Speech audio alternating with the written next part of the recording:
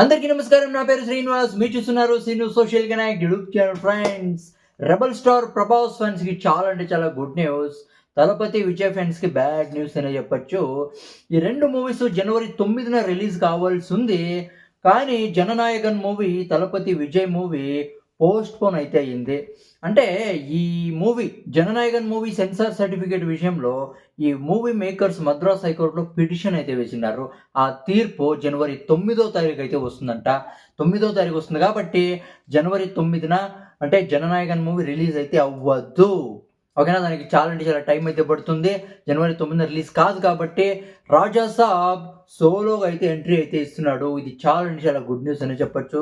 అదేంటి bro, rebel star ప్రభాస్కి Vijay పోటీనా అని చాలా మంది కామెంట్స్లో అయితే పెట్టారు. నేనైతే చూసా.